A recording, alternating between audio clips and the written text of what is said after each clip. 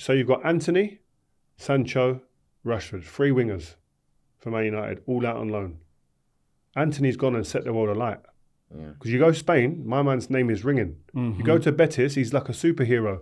Joaquin, one of their heroes, one of their national treasures at Betis, is saying, whatever it takes to keep him here, we do it. Go fund me and all that. Right? He's saying, do a whip round with the fans. Please, we've got to keep him. Right? Rashford ain't getting out of Villa, nor Sancho at Chelsea, right? So if anyone's going to be welcomed back into that club with open arms, it's going to be Anthony. Welcome, guys. Welcome back to the pod, to another episode of Rare Presents. Joel Bear, my usual left-hand man, is right here, all in black for obvious reasons. And my brother, Anton Ferdinand, is sat here, Premier League player, played for under 21. What tournament did you not go to? You almost won that time. The Euros. The Euros, man. I'll never forget that, It's weird that I remember that. Yeah. Played many games in the Premier League, had a great career, and he's here, my bro. Listen, What have you been up to? We're not going to get to you lot later. No, I've been in America recently, promoting the Premier League. The summer tour, series. The summer series tour. Yeah. We're going out there, we're going together. Yeah, we're going out there. Oh, sick. Yeah. No, you know what? Because we're playing Man United in New Jersey. Right. At the MetLife Stadium. I went there. I watched Kendrick Lamar. Did you? There the other day. You Kendrick or Drake? What are you? Kendrick. Oh, yeah. I think Drake. he's cold. I'm a Drake fan still. I think he's cold. Over. No, Kendrick. He's cold. He's cold. Right, name me 5 Kendrick songs. Come on. But you can't. Yeah. After watching him, though, he was wicked. He was wicked. But, So what are you going to be doing out there? I'm going to be ambassador for West Ham out there throughout the whole of the series. But going out there and seeing the fan base that we've got out there already was unbelievable. Went to a pub called Smithfields in New York, where a lot of the West Ham fans go to watch the games. Like we went there at 9 o'clock in the morning to watch a game. It was unreal. And they're selling beer? Yeah. Right. To watch the Man United game. Is it? Yeah, when we slapped you. Yeah. But it was like it was wicked. And you know what it was for me, the New York fan base, West Ham fan base is probably the closest that I've seen to the actual fan base here in London. Like it's unbelievable. So you've been in America, Anton, and you come in here today with a massive West Ham bag, I see. And it's just gifts and prizes for one of our great listeners or viewers, yeah? West Ham have sent some goodies. Come on, I wonder why you carried that bag in. Yeah. I've been on the tube with it. Is it? I've been on the What tube. have they got? You were late, by the way. Yeah. Man United have sent a shirt. I think there's a shirt in there, signed shirt. No Everton, way. signed shirt. Everton? Why you got Everton shirt? Because they're part of the series. Oh, I got you. Bournemouth, signed shirt. What? I can be an ambassador for 3 teams. I played for Bournemouth on loan when I was a kid. Obviously, I grew up at West Ham, still in my heart, and Man United. Nice. Bournemouth have actually sent you a present, man. Have they? That's your kit, man. Right, let me see that. Way. That's it. That is sick. That's your Bournemouth That's kit. proper. This That's kit, your yeah. Bournemouth kit. Yeah. Can't touch the West Ham one, the young one when I was young. But this one is a nice kit, though. So this is what I played in, like, when I went there. this is during that era where Eddie Howe was a youth team player them times. no way. Mad, innit? At Bournemouth, yeah. You play Ian Cox, innit? Coxey, what a player. Yeah, I remember. Shout out Jason Brissett, This is the time when John Bailey. when they acquired. Who inquired? Man United inquired to Bournemouth. Yeah. In this kit, I was wearing this kit. And then what did Harry Redknapp say? He said, no, give us Beckham and some money. Yeah. You can have him. Would have been a bargain, though. Yeah, this was a nice kit. Just so you know, the tickets for the summer series are available to buy now. Great value, as for each ticket, you'll get to see all 4 teams in action. 2 games back to back. Wow. It's a goodie bag. There's loads of stuff in here. A scarf with the USA flag on it. West Ham scarf. Yeah, West Ham like scarf, socks. You know what's mad, There yeah? is. I think some West Ham fans think I forgot West Ham, you know that? I was going to bring this up. What, I was go on, actually going to bring go this on. up because I love West Ham, you know? I get hammered. Why? Like people, I get questioned every time I meet West Ham fans. What? I get asked, why does your brother hate us? Why don't you like us no more? Hate West Ham? Yeah, they ask this question all the time. Have I ever said something derogatory about West Ham? Not that I I've remember. never said nothing bad about You West don't Ham. talk about them. I love West Ham. No, It's just that it doesn't come up in the conversation as much, but it doesn't mean that I don't love West Ham. Like, whenever I do an interview and it's like, one of the best moments in my life is coming on at Upton Park as a kid. I've got the video on YouTube. I show my kids. We're going to do a coming podcast through. out there. Sorry, Yeah. we're going to do a podcast. I need to address this live and direct out in America. We need to do a live podcast. 100%. Rio Presents is coming to America. Watch this Were space. they okay with you when you went Leeds? Where? West Ham. Totally yeah, fine. they were fine. They're Okay. absolutely fine. They understood. Bro, when I went West Ham... West Ham sent you your shirt as well, by the way. What? Was it the Dr. Martens? Whoa! Oh my God. Hey, classic. This is the bad boy kit. People can't... yeah. You can't... Classic. This kit was Classic. a joke. Classic. Wow. Di Canio and them guys. That shirt's see? iconic, man. Hard, isn't it? We need this up in here, guys. We need this up in the studio. I'm That's sorry. hard. But also, they sent a picture. Oh my that one. goodness. Show the camera. Show the Why are you bringing camera. them pictures for? Hey, I'm just Look, trying there's to- Rio over there. Not Yeah. happy. Just conceded a goal. Look, there's Evra. There's Anton celebrating. Carlton Cole running away. Vidic. Yeah, they sent Giggsy. it. Ooh. Did you win that game? They didn't Yeah. send that. Anton brought that. Yeah. No, they sent it. Also, West Ham are giving out, so any fans who want to go to the games out there, if you're going to go to every game, whether it's in New Jersey, Chicago, or Atlanta, if you're going to all of them, you can get 2 tickets for all of the games, or you can get 2 tickets for one of the games. So I'll put a link on the description in the podcast so that they can know where to go to get the enter this competition. Yeah, Yeah, Perfect. 100%. All right, 100%. Brilliant stuff. Yeah, All just right, cool. clear the table. It looks a bit clunky. Yeah. We need to get rid of this. Get it off a Let's little just bit. dash it. So this mad giveaway includes all type of stuff on the table, signed shirts from all 4 teams, and a pair of tickets, right, for first double header where Manchester United play West Ham and Everton face Bournemouth. All on the same day, by the way. Wow. And we'll put all of this in the link in the description, so please do not miss out. Click it. I need an apology What for? about Deck. Listen, bro. Why? How do you want it Why? written? No. Do you want it verbally? Like, Why? I'm Why? ready. Why? I Like, told this guy, I told him, I said, listen, you don't know, you're getting 100 mil. By the way, it's cheap. And you don't realise what you've got. You don't realise. I take away the cheap because 100 mil is still 100 mil. It doesn't matter what anyone But says. you've got him on the But, cheap, I'm no, saying. not I was cheap. saying. But, No one mentions it. but I have to say, I didn't think we were getting a player this good. Yeah. Like, I where told you this as well. you did, but I didn't believe neither of you, man. Like, that boy this season has been outstanding. My player of the season. I watched one of his first games, not his first game, at the new ground against Man City. Yeah. I was sat next to the owner, Sullivan. Yeah. And even he went to me, nah, not going to be good enough. Even he said to me on the day, nah. I said, what's this young kid there? Is it centre back, good player, got a chance? Nah, he won't. Brushed it off. My man pocketed 100 mil. Off him. Wow. Need an apology. Those are apologies. But anyway. you did say this morning, we saw a tweet that asked, you wanted to talk about... From the community? Yeah, from the community. You asked the fans, ask Rio, hashtag ask Rio. Yeah. What do you want to talk about on the podcast today? All right, listen, just quickly, it's getting hot in there under these lights. I love West Ham, but I don't want to overheat. Rio, I'm asking you, right? Yap, who you spoke to on Twitter, he actually responded to Ask Rio. Yap got in touch to say, if we lose the Europa, should Ruben Amorim resign? I want to know your thoughts on that, man. Well, one of the quotes Amorim said, he said, it's a decisive moment in the history of the club, this Europa League final. It is, because this could set a new bar for culture, for the environment, for the mindset. It could be a great reset, right? We've won, we know how to win a European title now.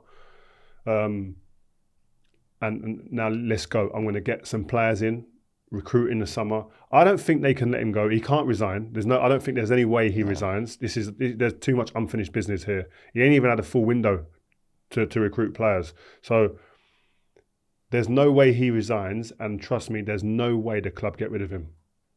They because this is the way I see it. They've brought in a manager that plays a completely different style of football to the previous regime.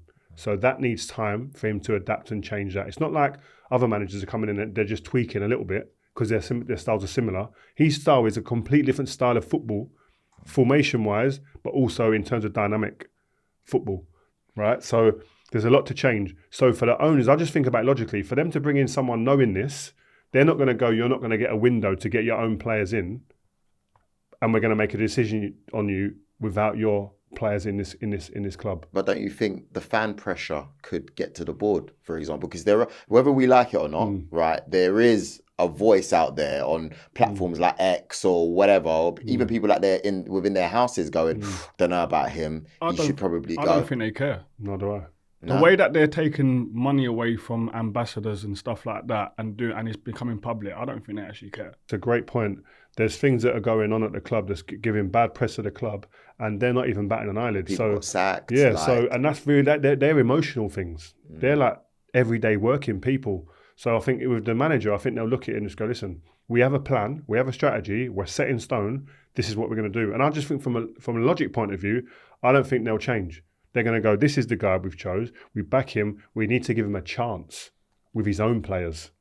And they'll do that. But I agree with him. He had another quote talking about we need to be brave and we need to be really, really strong in this window, recruitment-wise.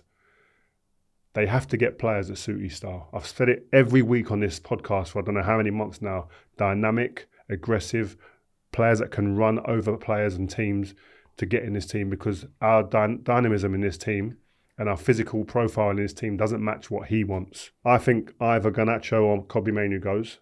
Don't know who, but I think one of those homegrown players goes. And I just think that they're going to be going like, listen, we need to go and get what suits this manager. Give him a chance. Out of the two, with the way that the manager plays, Garnacho would be the one that you'd sell. I think, because he plays with 2 10s. And I said that and I went strong on that, right, earlier on previous Rare Presents, right? But the more I'm seeing the team, the more he looks like he seems capable of learning and playing. And the more I'm seeing the team play, the less I'm seeing Kobbie Mainoo play. But I think, and that's a worry for me. I think that Garnacho goes to another team and he actually flourishes. Same. Like Anthony. Yeah, like any of these. I mean, you can name a list, mate. Do you know what I mean? Like, Someone gets Garnacho for 40, 50 mil, mate. They've got to bargain. Yeah, they're going to like, and especially in those lesser 10-year physical leagues. 10-year service of a kid who's just going to get better. Yeah. He's doing ridiculously well now for a young kid. If you look at his numbers are really good, man, for a kid. And he's only going to get better. You got the big game coming up, Europa League final against Spurs. I think. I hope you win, man. Yeah, even me. Please. That day, I'm screaming United. I don't need Tottenham win that. Nah, No I don't want chance. them winning. I'm No scared, way. I've got to be honest, I'm a bit scared. I was scared for United, but when you look at the injuries and the players that are out, you got Kulusevski that's out, Maddison that's out, Bergvall that's out, and also Pape Sarr is a bit of a doubt, and Son, I don't know if he's 100% fit at the moment. Like, don't get me wrong, Spurs, they can rise up against, like they did it against City earlier in this season. They played well against you guys all season and in the league. Beat us 3 times. Come on, man. But you owe him one, man. You really do. Do you know what though? What? The only thing that with me in terms of this final, imagine if I'm Ange and I win that final, I'm winning it and resigning. Mic drop. Later. You think so? If I'm him, the way do that. Yes, he can. Why? The way the fans and the way he's been treated, the fans don't take it to him. I hear Abby all the time. Shout out Abby Summers. I hear all the time saying about this, like, yeah, but you can't blame him because he goes the fans, so they don't like it.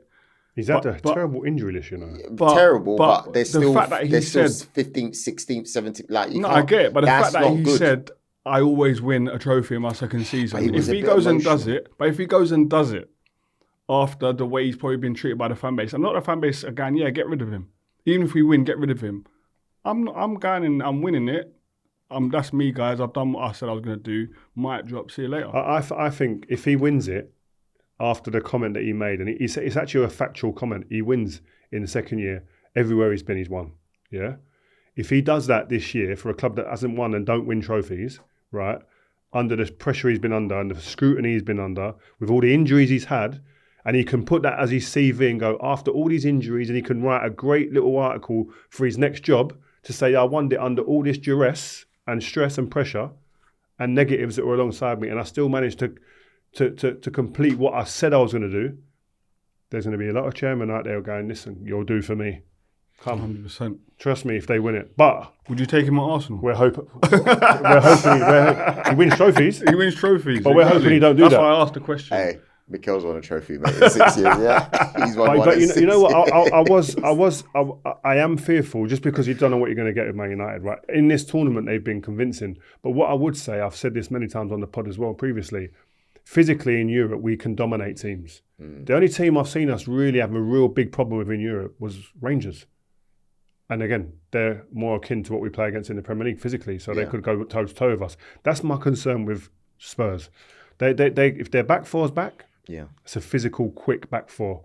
If the midfield, they've lost a bit of the guile and the creators in their team, in Kulusevski, Madison, etc. But they then bring in people that can run. Yeah, that's the scary part for me. I'd rather us play against the creators who ain't as great physically, because we struggle against teams that are physical. Yeah, boy, because if Basuma decides to turn up, mate. Their front three, though, is going to be like Solanke can run. Yeah. Johnson can run. Son can run. The only thing I would say where we have a big edge is I think our depth, our bench. Our bench will be better than theirs. Our bench will be people who can make an impact in the game in some way, shape or form. So if it comes down to that, which I hope it doesn't, and we get it done in with our first 11, but I think you can rely on our bench probably more than theirs. I just hope that Man United win. I mean, don't need Tottenham. I'm glad you hope that. Mazraoui said in his quote, we have maybe that kind of fighting spirit in the Europa League that we may lack in the Premier League. I cannot really tell you what the reasons for that are, but many times this season it was not there. So it backs what you've just said. Do you know what that sounds like to me? Like, it's okay to drop the standards in the Premier League because we know we're competing in Europe. You know what I think it is? That's horrible. You know and I've heard Roy is? Keane, he was kind of saying this the other day as well. He said, like, you can't just pick and choose which competition you want to play. This is Man United. I think it's more that not they lack fighting spirit. They actually can't compete in the Premier League. That's what I've been saying for the last few months. They can't, because physically, I've said this so many times. I'm telling you, it's proven, man. They get overrun, overrun, outpowered, everything you can think of when it comes to physicality in the Premier League. They do. But Rio, when you look at each individual player, Anton, is that team 15th, 16th, 17th? Yes. No, come on. When you look at... Individually. It's the same with West Ham. The exact same with It's West Ham. not the same with West Ham because they've got better players than your players. What I'm saying is the same thing. Have they? Like, it's the same thing in terms of, like, with us. We get beat when teams, especially in our midfield, in the middle of our pitch, have more legs than us. That's the only thing we didn't have this year was legs in the midfield. If we had legs in the midfield, there's no way we are where we are in the league. It's the same thing. Do you know? But you say that, but guys. It's different. Do you know why I say it's different? This is Manchester United, bruv. How the heck are you gonna say that you don't have any fighting spirit in the league? This is the issue. You're saying this is Manchester United. This ain't Manchester United of yesterday. Thank you. This is Manchester United now. Do you know why I counter that though? Because when you have teams like Barcelona and Real Madrid, right, who they might be off the boil for a season or two or whatever, because their standards are so high, they're telling their academy kids, you come from La Masia, this is the expectation. You play in the league, doesn't matter. They'll sell every time of sponsorship to remain top. But Man United is But you're talking about Barcelona and Real Madrid, whose behind the scenes hasn't changed. They might transition in terms of players, but the structure behind the scenes of the club is still the same. Also to add to that, yeah, I don't think you can compare like those teams you're talking about to Man United right now. You're talking about an 18-month, maximum 2-year decline for those clubs, right? So when you're talking about a decline, the players that are there who've been recruited in that 18-month or 2 years, they have a reference point of a couple of players at minimum that were in their past time when they were winning, who were connected to success, right? Man United's decline is 10, 12, how many years? Since Alex Ferguson, decline. There's not one player in that squad who's attached to winning, to a culture that understands to win and the demands of winning at Manchester United. So they're having to recreate that. It's very different comparing those type of clubs. It's all set in stone there. They haven't had a 10-year decline. Man United are in a place now where, that's why it frustrates me when I hear people say what you just said there about, but this is Man United. Anton's right. This isn't Man United of our era where we're used to winning. The culture's there and it's set up to win and we're primed up and it's consistently winning and a consistently positive outlook at the club. This is a very, very beat down, negative era for the football club. So judge us based on that, not on what we've done before. Do you know why I think that's also wrong? Because after you left, you still weren't winning anything and you had connections to people who had won. So No, but we're not talking about then. We're not talking about the middle bit. We're talking about where we are right now. Why we keep looking back? We're looking right where we are now. We're 17th in the league. That's what you need, because if you keep saying, "Oh, this is where we are," eventually, what happens is it seeps into the players' minds. No, we're not the old Man United anyway. I think you're saying that because of where Arsenal is now. I think because you went through a period where you weren't winning nothing. Standards were down there, brother. Of course. So you should know what. So you set new standards. This is my point. You're not setting standards based on Thierry Henry and Patrick Vieira and Tony Adams and George Graham. Arteta is going, this is what we are now and this is how we're going to build it. They still haven't got to win him, but they've improved dramatically since he came, right? Man United are going to be sitting there and going, what's the point in talking about, we used to do this, take some little pieces from before, but you've got to reset. This is what Man United are at now, right now. You say that, but I think the reset thing is true, but I think sometimes that's an excuse as well from players. We're resetting. My issue is when you walk into the Manchester United training ground, when you look at all aspects of the club, are you holding yourself? Are the players accountable? The staff, are they holding themselves to the standards that Man United set? That should never change. Doesn't matter where you are. That's a generational thing, though. I think that's different generations. Society ain't like that. As don't hold themselves to account. I'm sorry, as much as because their noisy neighbours down the road, they've got different standards. So why shouldn't they? But again, the structure of the football club is there for everyone to see. And they've created that. They've created that. This is my point. It's not about yesteryear and comparing ourselves now to what we've done before. You can't compare it to now from now before. Because trust me, any of us in my era who were successful go into that team now, we sink. Like the players that are there now, we find it hard to keep our head above water. Don't care what level of player we're talking about. We might look good for a little bit. We're not going to be at a consistent top level football that we played in our generation because the culture isn't set. The environment isn't set. It's not conducive for that. So they've got to get to a point where this manager's got to cultivate that. He's got to build that. And again, that's why he needs to have a window to bring in some of these players who can actually pass on and implement what he's trying to achieve with his team. Because right now, the profile of player that he has there, I don't think is ready to play the style of football that he wants to play. It's proven because we're 17th. But I also think that, and I use West Ham as an example, the thing that, as a fan, the thing that scares me now for West Ham is, obviously with Aaron Cresswell now going, we don't have... He didn't even get a testimonial. What's going on there? He's been there 11 years. How's he not getting a testimonial? I don't know, man. I think it's to do with the ground, I'm not sure. People talk about loyalty in football, yeah? If a man's given it 11 years of his life and they're going, you know what, the send-off he gets on the last day of the season will be enough. Well done, thanks a lot. But you know what? Where's his testimonial? It goes two ways, though, because the club have been there for him. He's been injured a lot as well, you know what I mean? So I think with them, it's a two-way thing. What? It's a two-way thing. They've also done well with him because there's many seasons where you might have thought, he's going to go now, but they've allowed him to come back.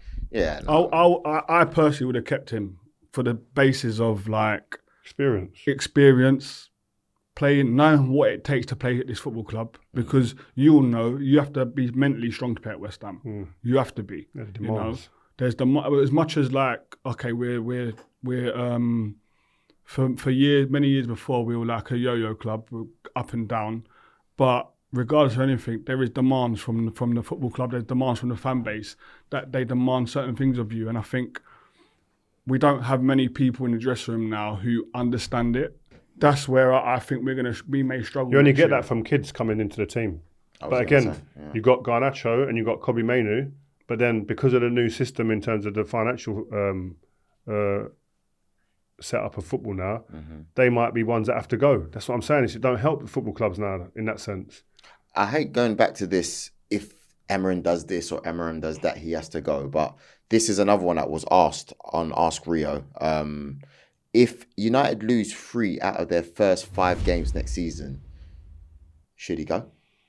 I don't think after 5 games. I think it's more like, listen, at least 3-4 months.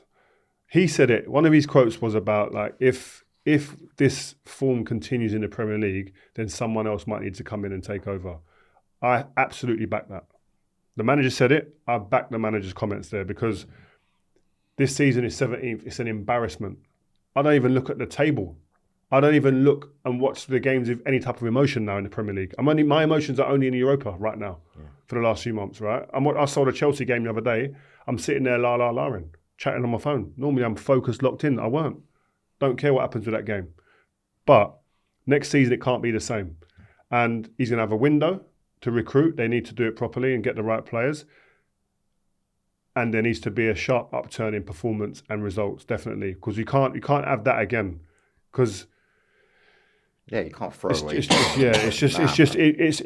can't continue, man. It can't continue that. And I think like also he's gonna have a pre-season. It's the first pre-season. He didn't have a pre-season this year. A pre-season. People don't understand how important pre-season is. Live and die by a pre-season. If a player misses it, forget the manager. If a player misses the pre-season, 99% of the players that miss a pre-season don't perform anywhere near the level that they've performed the season before. No chance.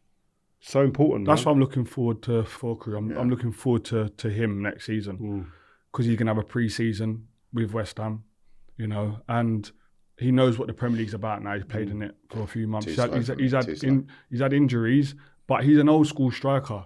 Chris Wood's done well this year because he's different to everybody else, and defenders ain't used to playing against that. Full Crew.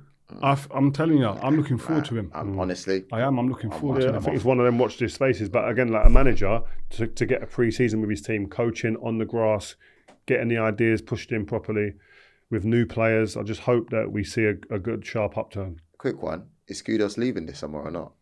I don't know. He might be one that we have to get rid of because I think it's going to be a tough window for us. I think you lot spent some money, by the way, over the years. I think we might need to sell to get players in, and if we do, he might be one that has to go. You know, I don't want to lose him. I think he's big talent. I think he's cool. I think he's wicked, man. He hasn't been on this season ain't been on form inconsistent this year, but I don't want him to go. I love him. I think he's great. Arsenal. Would you take him? 100%. Would you take him, Arsenal? Yes. If we had I think we should have taken him the first time he was available for us, man. I don't know. He's one of those players you look and you go, how did we not grab him with both hands, man? Like, especially the big games. This season, he's turned up against Arsenal, whatever. I just don't think he cares when it's the general games. Speaking about Arsenal, though, Rio. You guys have confirmed your spot in the Champions League with a win against Newcastle, your bogey team. Yeah, no, I'm glad because the banter this week has been, you might not even finish second. Obviously, we're not happy about finishing second. We should have actually won it this year. This was our opportunity. We should have won it. What do you mean? Well, because City didn't turn up, and it was up for grabs, innit? And we didn't even lay a glove on Liverpool. Are you starting to worry that like Mikel Arteta might not be the guy? Because I keep hearing a lot of your fan base getting louder that he's not the guy to win it for us. We don't want mix zone Joe. We don't want mix zone Joe. We don't mix zone Joe. You know what that is. Am I getting worried that he's not the guy? I'm worried that he might not be given the time to finish what he started. Because when you talk to most fans, have you seen how he's had 6 years? It's just been a long time. Do you know what though? I have a lot of Arsenal. I have Arsenal fans that are my friends. Yeah, a lot of them saying like the YouTube Arsenal fans, they very much want him gone. Yeah, but the real fans who sit in the stadium, the real fans that sit in the stadium, a lot of them want him. They want him to stay. They're still looking at the project going, we're improving. You know what I look at? I look at where you were before Arteta come. It was Wenger out, depressed. Days, man. Everyone like going, we're all over the place. We're a laughing stock. Basically what Man United are now, right? And you guys have come a long way. I'd like it to be quicker, but I'd take that now for Man United. If you could say like a magic wand, couple of years time, we're chasing the leading pack. Chasing league. But you were there. Man United, I'd take that now. But you were there with Ollie, and you guys pulled the trigger. But you were practically there. You look, but there were still frailties within. Yeah, and there's frailties within Arsenal. And if you look at with Jose, that season when he finished second, and he said it was probably his biggest achievements. I think you guys have been there a couple times, I think Arsenal. There looks to be a much easier way of looking at it and analysing it and going, that's your problem, which is a number 9. You're closer than anyone's been to that position. So it's not. I don't think it looks like rocket science, what you guys need to do. Give him what he needs. He needs a number 9. How long has he been asking for a proper number 9? And it ain't happened. Yeah. Like it's and that's why I don't point the finger so much at Arteta. The recruitment side of things, you need to go and deliver to the manager. That's what I say at Man United. Yeah. Deliver to the manager what they need. Do you know what I mean? Yeah. We've got another question here from Jay Khan. About Arsenal. How many players do Arsenal need to sign if they're to win the league next season? I say 5. 5? 5, bro. What, you man are just deluded, 5. Bro. What are you 5? Could be 6. Like, you need... You don't need squad players. No, you need starters, bro. Nah, we need both, bro. Like, when you look at... Do you know why? Because if you want to go far... How many times, right, have we seen... You're saying we just need a striker. How many... You don't watch our bench. We've had to rely, bro, on some of the youngsters. No, like, but my point is, if you buy starters, the people that some of them are starting now go to your bench. What I'm saying is, first of all, you need a competitive environment. I don't care about any of that. For me, if you look... I wouldn't say you don't need to start with a left back position because people are going to say I'm nuts, but you already know that Zinchenko's going. You know that Calafiori's injury prone. You got Luis Skelly there. That's fine, but then. Well, you want to buy left back? No. Wait. That's why I started with saying, yeah, it's not the priority position. But you asked me where we could improve, right? So I would have a player there. I would have but it's still an area that I think. Why? Because you've got two men who can play there. Listen, no, but that's what I'm saying. Calafiori and Luis Skelly. No, Kieran Tierney's leaving. Yeah. Zinchenko's gone. You don't need 4 left backs at the football club, bro. Calafiori, he's injury prone. You know he's going to get injured, right? Yeah, but Timber can play left back. Timber can play there, but then who's playing right back? Ben White. Yeah, but you're going to need someone that just... When it gets tight in the season, I want it all, Rio. Bro, that's the last position I'll be even looking at. I said this is not the first position. Well, don't start there. Start where you need position. We all know we need a striker. Go priorities. I want priorities downwards. All right, priorities. That should be the last striker. Looking. We all know we need a striker. Yeah. I would probably say we need someone on the left, if I'm honest with you. Yeah. Like, that's what I'm saying. If a Kudos was available for us, go for it. It looks like we've tied in Zubimendi, right? Which, that's good news. I'm a bit sad that... Is that a definite? Or it looks like it. I saw Fab is that at the expense of Partey? Is he getting a new deal? I think Partey's leaving, you know. Okay. I really do. I think he's going to be gone, which is a shame for me because I think he is class when he's, on song. I think I think there needs to be a proper understudy for Saka, man. Yeah. Because... You got... In Neweri there, bro. No, but he don't even get no game time. That's doing my head in. He's actually officially the understudy for Odegaard, really. Bro, right. Next season you got Max Dalman. I was just about to say, like, is he going to be eligible to play at 16? Yeah, bro. Yeah.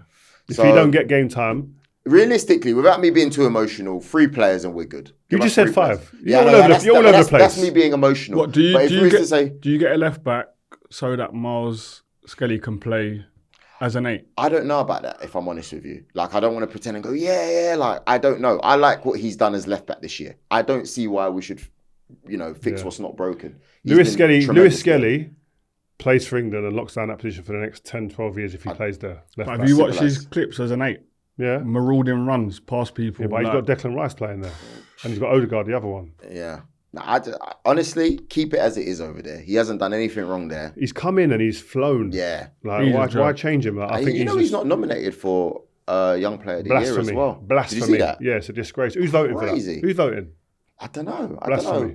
Can someone let us know in the comments, please? Because, do you reckon, when I saw it, I thought, do you reckon this has happened because of everybody thinks he's got a bit of a bravado about him, or he's too confident, shall we say? This is the problem with this country. Like, you want some timid boys to come in a team and just sit there and take slaps because you're a young kid. No, I want to see some attitude.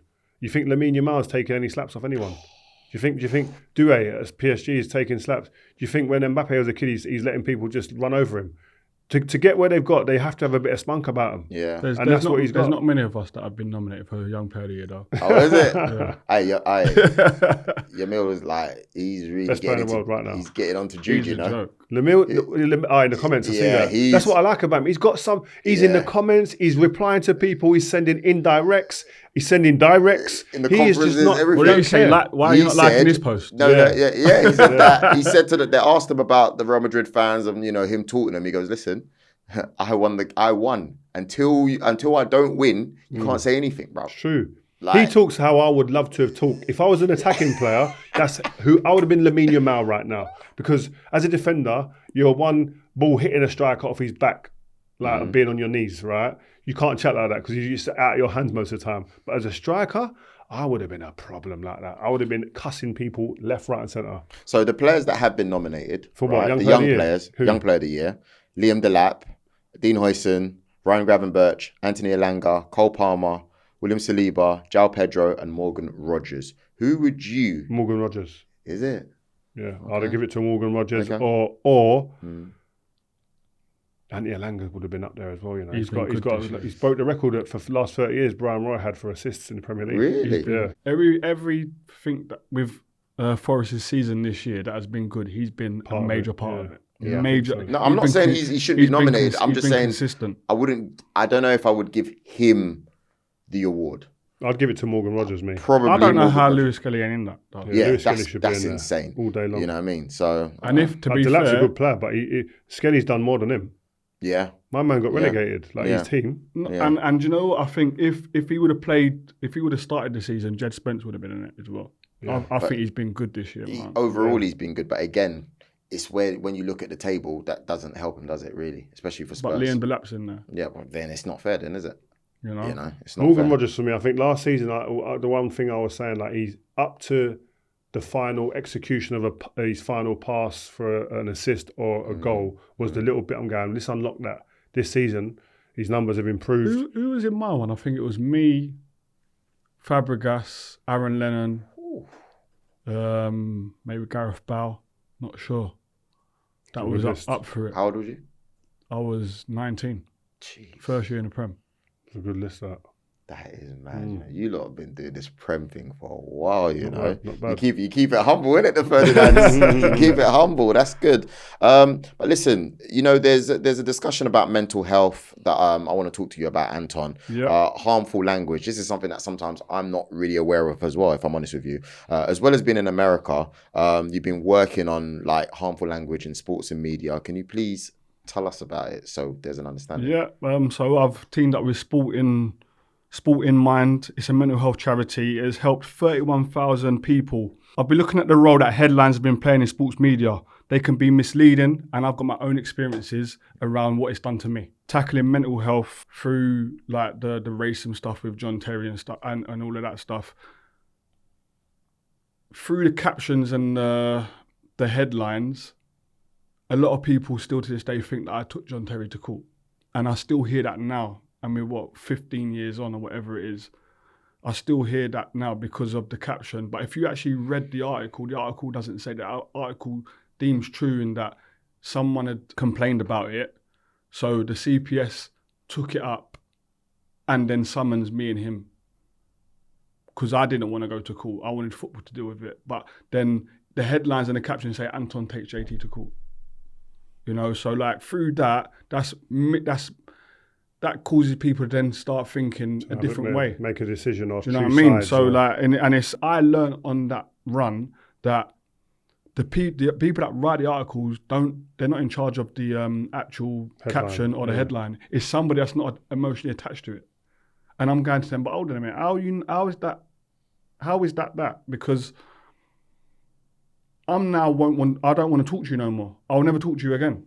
Because I don't want to talk to you because you've actually tarnished me and I'm getting pelters because of you. But now I know it's not you that's doing it. I don't understand it. It's crazy because there's headlines that you see loads and like especially like that's the one that gets me. Before anyone's even been taken to court or a law has been kind of it's been decided on whether that person's guilty or not guilty, things go in the media, big headlines, and before I'm guilty of it, before anything's even been decided in the court of law, I've already made my mind up based on that headline. Mm-hmm. He must be guilty. No smoke without fire. Do you know what I mean? Like, so it's really important, these type of campaigns. But do you know what's mad? It's analysed over a 1 year period in sports media coverage, and they found that 1 in 20 words and 11% of headlines use harmful terms such as crazy, insane, and mental. And that affects people. So that's like putting people in a box immediately. Yeah, and that's negatively affected 91% of people with mental health. Well, it's important. Let's get behind it, man. It's But true. I've signed a pledge, the headlines pledge, and encouraging everyone in the sporting community to do the same.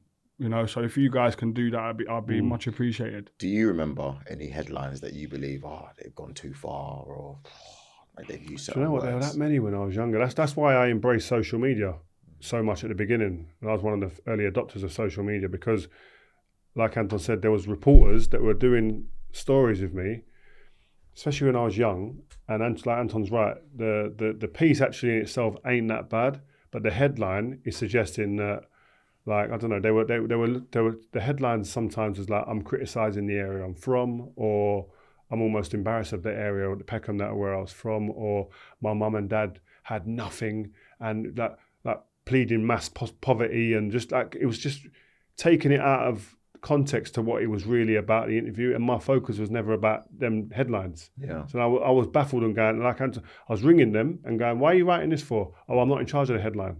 Completely taking away responsibility. It's not me, it's the editor, whoever. Well, can you change it? Oh, I've got no say in what goes on. So that's why there was always friction between athletes, especially, and the media, because it was like you could never get a straight answer. They'd report in the wrong way. And again, like that, those headlines completely kind of paint a picture of you in a light that isn't necessarily true. Visit sportingmind.org/mad headlines. We'll put the link in the description. Well done for doing this. But I have to say, we have to talk about a team that deserves its plaudits this weekend. Palace. My local Crystal Palace Football Club. Do you support them? Huh? You're local, you don't support them. I support Man's them. adopting Crystal Palace because they won a trophy. You never said nothing about Palace in your life. They're my second team. Is it? Yeah. I've never heard you say anything about them. That's a lie. I've never heard you say anything about them What ever. are you talking about? Do you know how much people from our area have like been so happy that they won? United fans, Arsenal fans, loads of different fans. No, I'm happy they won, but I've never said they're my second team because I'm from South London. That's crazy. No, but your second team should be Millwall. No chance. You're Peckham, aren't you? No My chance. second Or team Birmingham? No? my teams are Man United and West Ham. Right. And what Leeds about a little yours? bit as well. I'm straight West Ham. Well, boy, if you come to our part of South, we have our team, and then we have the local team we support. No, so, Palace. Do you know what I loved about that though? Did you see the video of from Dean Henderson when they won it? Can you play it? Let me play it for you. Yeah. It's unreal. One of the best chants I've heard for a while. Go on. Yeah, actually, in Box Park. Innit? Oh, it's not it. Yeah. I think United might have to do this chant. Yeah. Still.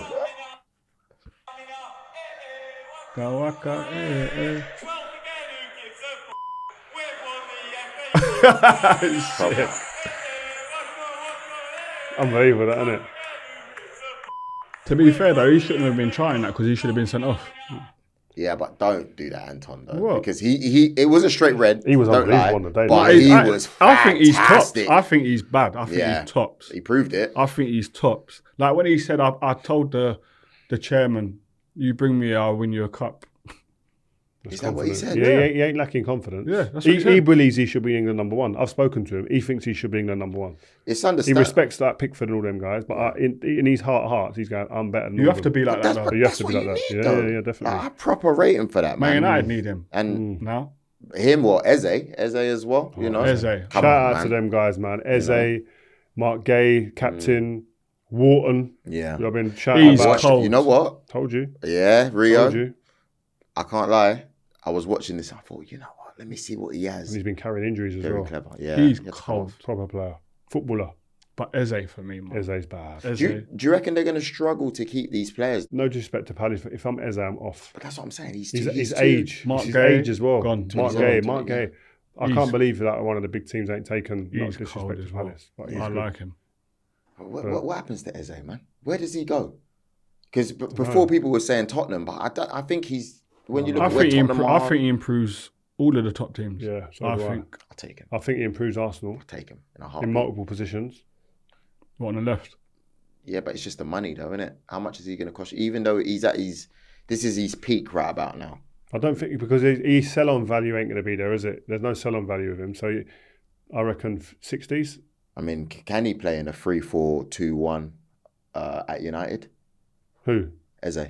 Yeah. Yeah, as Perfect. one of the tens. Yeah, one of the tens, easy. He'd be great at Man United, but again, we're talking about recruitment at Man United. I think it was good. We spoke to the guys behind the scenes to just do a little bit of a research for us and to look at some of the players. And we're talking about recruitment. Yeah. And I'm not bringing it back to Man United, but I had a look at it. 49 players we've brought in since Ferguson was here, right? 49 players Man United have recruited since Sir Alex Ferguson left the club.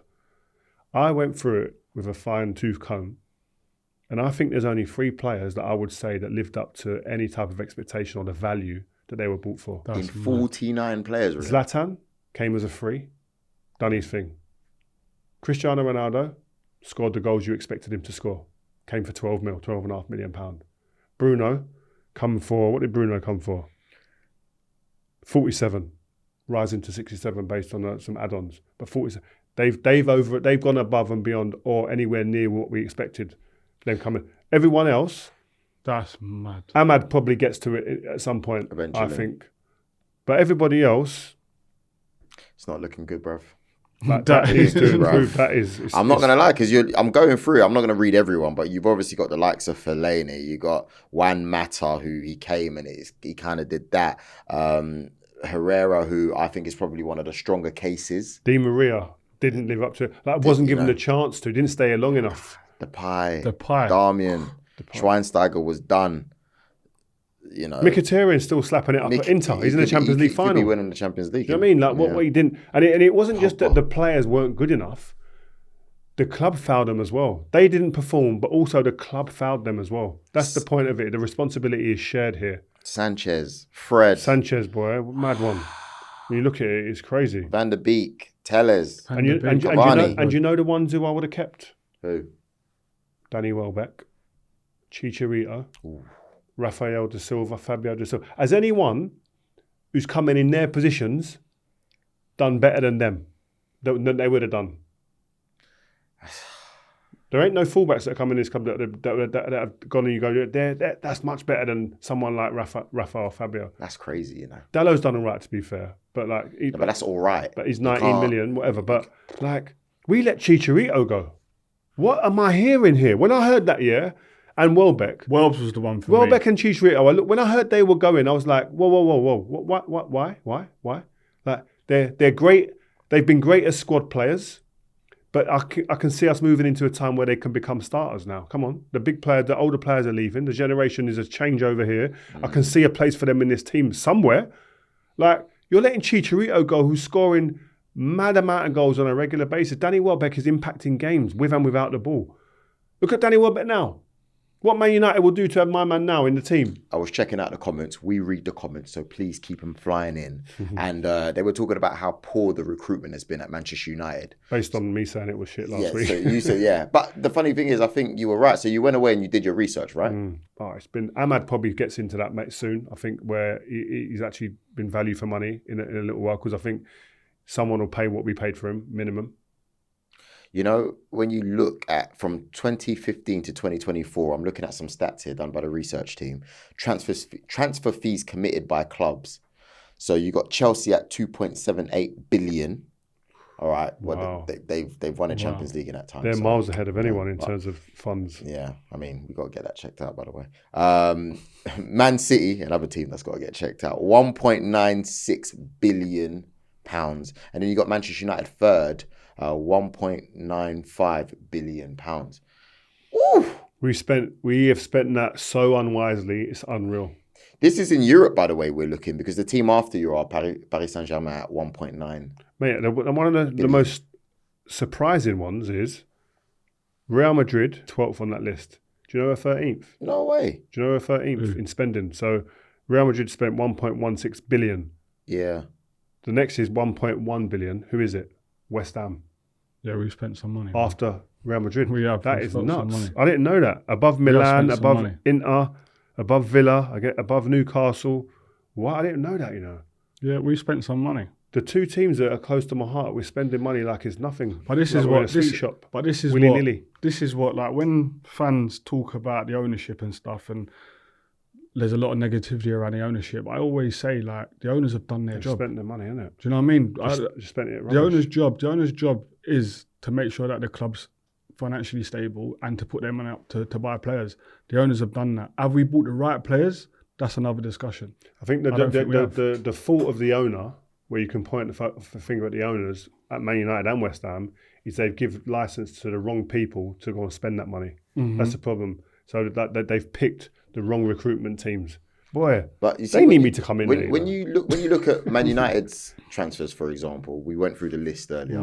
Is it bad? Is it as bad as you thought it was, or do you reckon it's worse? Or? It's rubbish, bruv. It ain't even like a question. It's rubbish. 49 players, and I can only see 3. There might be, I don't know, some people might be able to argue 1 or 2 more.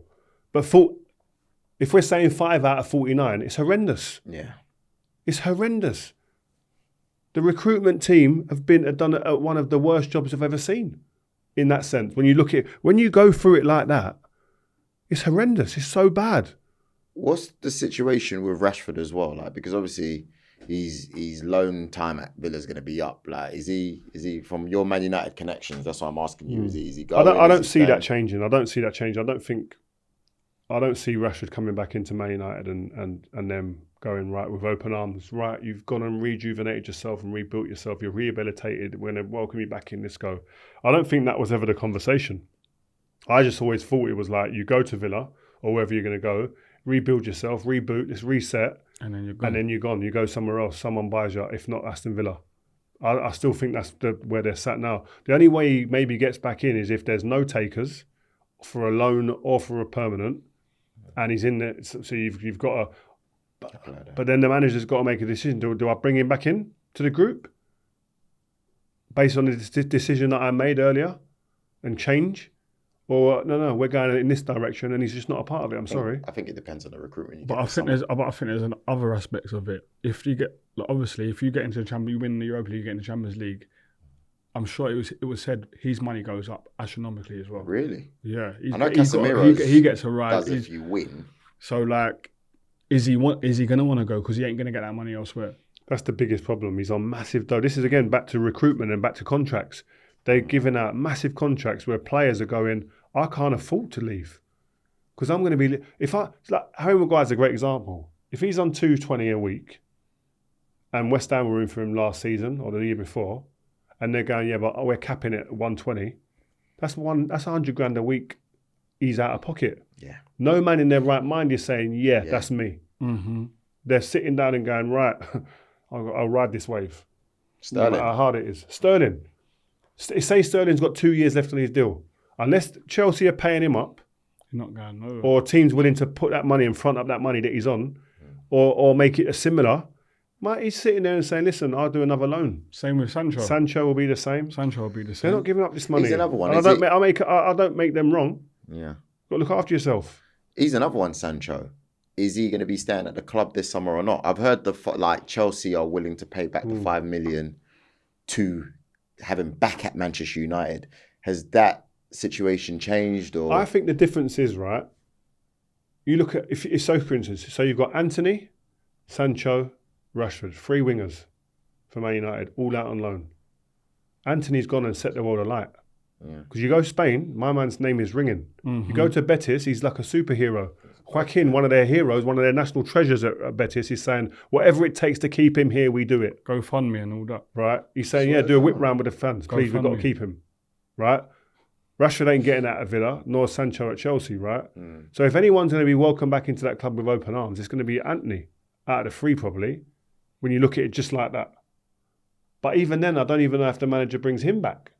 Because he's set his stall out and gone, this is what we're doing, and this is the way I want to play, and these guys don't fit. So it'll be interesting to see what happens when these guys come back in the pre-season. Are they even in the same change room as the first team? Where are they changing? Are they in a separate dressing room? Are they with the kids? Are they with 21s? That's what happened. Are they training with a group? Wow. That's what happens. These are a lot of questions, and boy, some men have to humble themselves because they might be put with the 21s. They might not even see the first team training ground. That's happened to me a couple of times. That happened to you in Turkey? In Turkey, Really? at Southend, at Sunderland, it happened. Yeah. Well, when they What's that do to your confidence? Like, so you're someone who's played first team football all your life. You're at Sunderland. You went there for a good fee. You've played, and all of a sudden you're out of the picture, and you're being told to train with the 21s or whatever it is. Not changing with the 18s. Training with the 18s. Not changing with the first team. What does that do to your confidence? What does that do to your mental state of? Yeah, it's embarrassing. Like, it's especially when you've been brought in for a good fee, like you said, and it makes you question yourself a lot. So like, I'm going over and training with the under 18s with Neil Bailey. He was the under 18s manager. He was at Man United. Top coach. And out of respect for him, the young players who were watching me, and just myself, I made sure that I trained like I was training with the first team.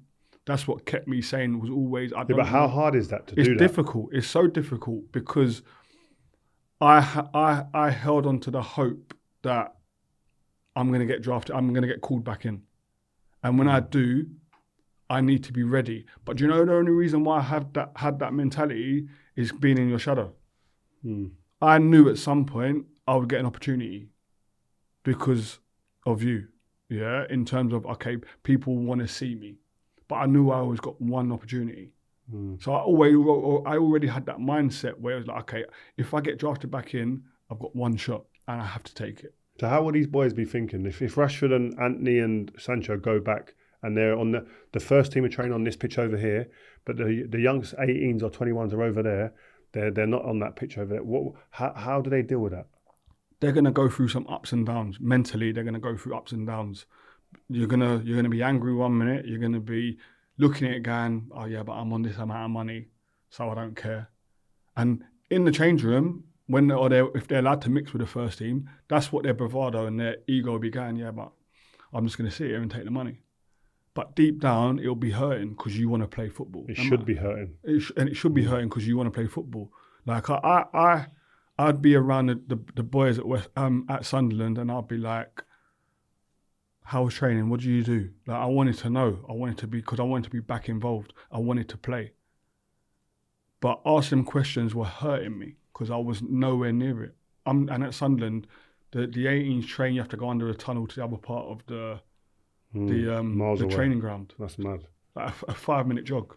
That's mad, you know, because like you got to remember that. So these guys have anywhere they've been normally have been superstars, the main players, the players that the team look to. Yeah, the team look to them always, and the guys first on the list normally to play, etc. To now being not even wanted in the squad.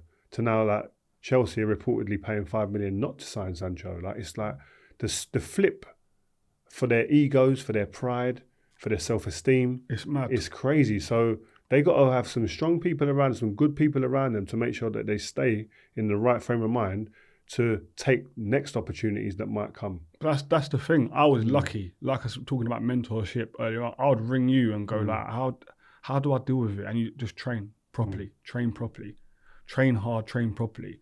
Like so I had a good network around me that kept me sane. Young players, and this is what we do here at New Era when we're mentoring the young players within our agency, is we're not a reactive group. We're not reacting to issues or problems. We're not reacting to good times. We're not reacting to bad times. We're preparing the young players because it's inevitable. It's a guarantee there will be an injury.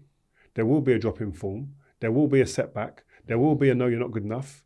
So we need to prepare you. What are you doing when that comes? So when it does happen, it's not like rabbit in the headlights, like, what do I do? The family are on the back foot. Everyone's going, oh, am I panicking? No, we're ready for this. And talking about young players, we got a wicked interview coming up, guys, for you guys. We went to PSG the other day. I went to the stadium. Wait. France, mate. I went on the Eurostar, jazzed it up. Yeah. Bit of first class. Yeah. Got there, in and out in a day, man. But we had a wicked day. Vitinha, his journey. Was this what Rio meets? Yeah. Yeah, Rio meets Vitinha, his journey. Neves. Like the mad midfield, the most balanced midfield in the world right now. That worked you. And Kvaratskhelia. Wow. No, and he, by the way, all of their English is spot on. I had to show. Seriously? I showed a player to Kvaratskhelia, yeah, who I think he plays similar to on YouTube. I give it to him and said, listen, just watch this. I got him a little montage. Sick. What? So this is on Rio Meets? Yeah. When? It drops Friday. So be ready. Okay. Notifications on. Tell a friend. Tell everyone.